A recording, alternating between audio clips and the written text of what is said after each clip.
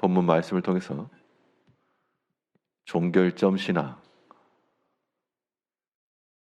종결점 신앙이란 제목으로 하나님의 말씀 증거하겠습니다. 그 마지막을 안다는 것은 큰 능력입니다.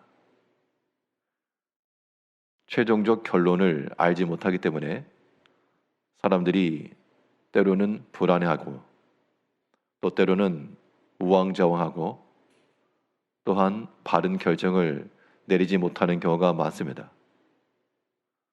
반면 마지막이 어떠한지를 아는 사람은 그 상황 가운데서 어떤 행동과 어떤 말을 해야 될지가 명확하기 때문에 실수를 줄일 수가 있고 또 마땅히 해야 될 것을 놓치지 않을 수 있습니다. 골프라고 하는 그 운동에서는 그 넓은 잔디 위에 아무데나 공을 치는 것 같아도 그 작은 홀 그 안으로 집어넣기 위해서 공을 치게 됩니다.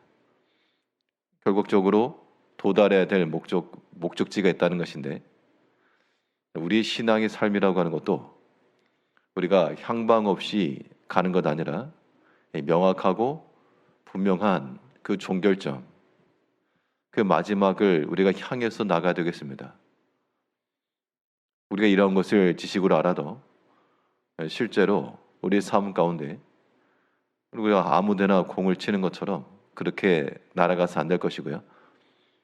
항상 우리의 방향과 또한 거리를 수정하면서 하나님께서 말씀하시는 그 마지막 때를 향해서 나가야 되는 게 맞습니다.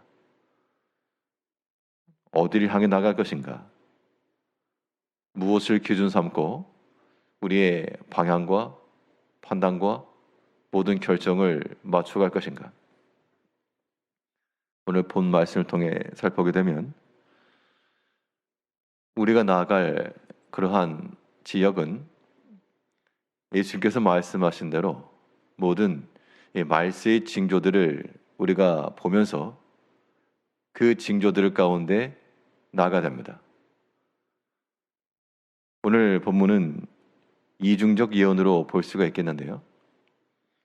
이중적 예언이라 함은 구약 시편을 보게 될 때 다윗이 자기가 처했던 상황 가운데서 하나님을 향한 그러한 신앙 고백의 시를 지었습니다.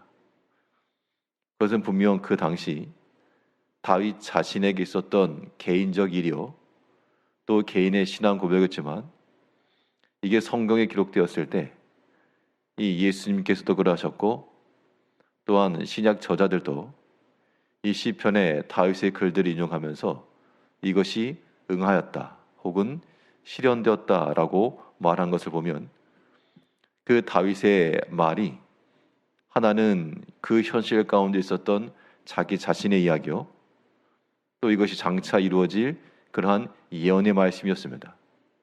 그걸 이중적 예언이라고 말하는데 오늘 본문에서 예수님께서 하신 말씀도 그 당시 예수님 당시 제자들이 있던 그 시대에 이루어질 일에 대한 그것을 말씀하셨지만 또 한편으로는 이 마지막 때에 일어날 일들을 우리에게 예언하신 것으로 우리가 봐야 되겠습니다. 28절 다시 보시면 무화과 나무의 비유를 배우라. 그 가지가 연하여지고 잎사귀를 내면 여름이 가까운 줄 아나니 이와 같이 너희가 이런 일이 일어나는 것을 보거든 인자가 가까이 곧 문 앞에 이른 줄 알라. 무화과 나무의 비유라고 하는 것은 그 나무에서 잎사귀가 난다. 그러면 이제 여름이 되었다. 그 시기를 알려주는 것처럼 예수님께서 앞서 말씀하신 여러 가지 환란이 있을 것이고 멸망에 가증한 것이 거룩한 것에 선 것을 보거나 이런 일이 있으면 깨달으라. 그 당시 유대인들에게 있었던 일들 또 제자들이 겪고 보았던 일들에 대한 그런 말씀이지만 그런데 29절에 있는 것처럼 이와 같이 너희가 이런 일이 일어나는 것을 보거든 인자가 가까이 곧 문 앞에 이른 줄 알라. 그 시대하고 그 예루살렘 성전이 무너질 것을 말씀하셨으니까요. 그거하고 인자가 가까이 온 것과는 정확히 매치가 되진 않습니다. 이것은 분명 이 마지막 때에 있을 주님 다시 오심과의 연결성을 가지고 우리가 봐야 되겠는데, 그러면 이런 일이 일어나는 것을 보면 인자가 가까이 이른 줄 알아라. 예루살렘 성이 무너지는 그 마지막 때에 그 전에 징조가 있었던 것처럼 이제 인자가 가까이 오는 그 시점에도 동일한 징조가 있을 것인데, 성경에서 말하는 대로 저체의 기근과 지진과 전쟁과 실제로 우리가 뉴스 가운데서 보고 듣는 대로 난리와 난리가, 소문의 소문이, 그리고 말세에 있을 여러 가지 일들, 사랑이 식어지고 사람들이 완고하며 노함을 풀지 않고, 이러한 모든 것들이 또한 현실적으로 일어나고 있습니다. 오히려 이런 징조들을 보면서 우리 마음속에는 예수님께서 말씀하신 대로 이런 일이 있을 때 무엇할 것인가? 그런 일이 있을 때 예수님께서 명령하신 게 있죠. 제자들이 물었습니다. 주님, 마지막 때 어떤 일이 있겠습니까? 라 그랬더니 그때 예수님께서 하신 말씀은 너희가 주의해라. 또한 조심해라. 깨어 기도하라. 그렇게 말씀을 하셨는데요.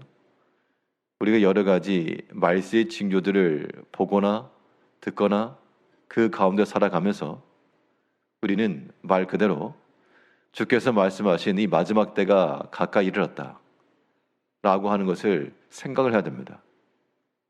그러면서 우리 마음 가운데 미혹을 받지 않도록 주의하고, 또한 생활의 염려 가운데 빠지지 않도록 경계하고, 이 모든 주께서 말씀하신 그 징조와 또한 그런 모든 조짐들을 따라 우리 신앙의 상태들을 우리가 맞춰가야 됩니다.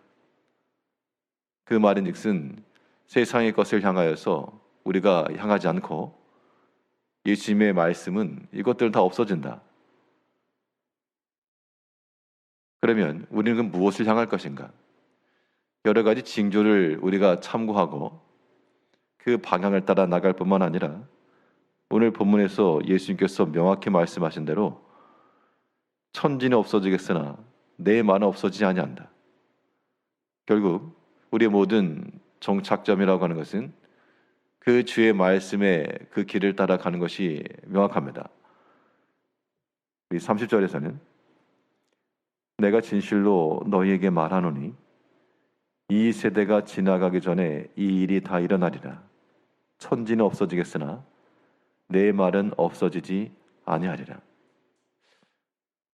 예수님께서 말씀하시기를 천지는 없어지겠으나 내 말은 없어지지 아니하겠다. 이렇게 말씀하신 것은 예수님께서 허언을 하신 것이 아니고 명확한 분명한 것을 지금 이야기하실 것으로 우리가 믿어야 되겠습니다. 예수님의 이 말씀을 믿는다 그러면 없어질 이 땅의 것을 위해서 우리가 사는 것이 아니고 없어지지 아니할 그 주의 말씀을 따라 사는 것이 우리 가운데 지극히 합당한 삶이 될 것입니다. 그래 우리는 하나님 말씀을 어떻게 이해할 것인가?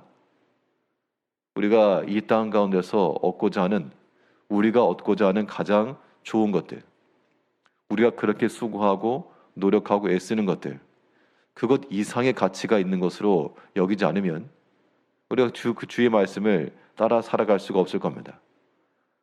이 땅에 있는 것들이 다 없어질 것인데 하나님 말씀이 이 땅에 있는 것만 못하면 우리가 그 말씀을 그대로 추구하고 간절함을 가지고 사모하며 나가기 어려운 겁니다. 그래서 우리는 이 주의 말씀을 그 어떤 것보다도 귀히 여기고 또한 사랑하며 가치 있는 것으로 여겨야 됩니다.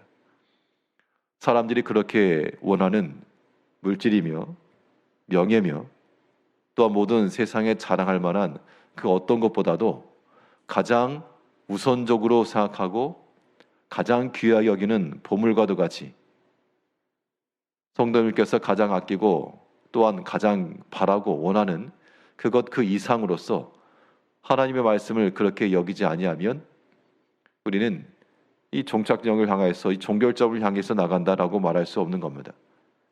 하나님 말씀이 여전히 2순위, 3순위가 되기 때문에 썩어지고 없어질 것에 다 빼앗기고 말 것입니다.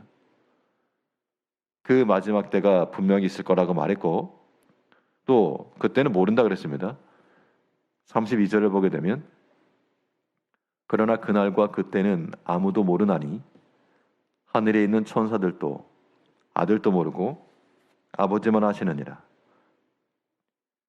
그 날과 그때에 대해서 이것도 마찬가지로 이중적으로 이 세상 마지막 때 분명한 것은 마지막 때가 있을 것을 언급하셨으나 그 정확한 시기에 대해서는 아무도 알지 못하고 오직 아버지만 아신다. 그렇기 때문에 33절에서는 주의하라 깨어있으라 그 때가 언제인지 알지 못함이라. 예수님께서 우리에게 주신 모든 이 경고의 말씀들을 듣고 우리의 영혼이 항상 깨어있으며 주의하며 그 날을 고대하며 살아가는 것이 우리의 신앙에 있어서의 종교를 향하는 겁니다.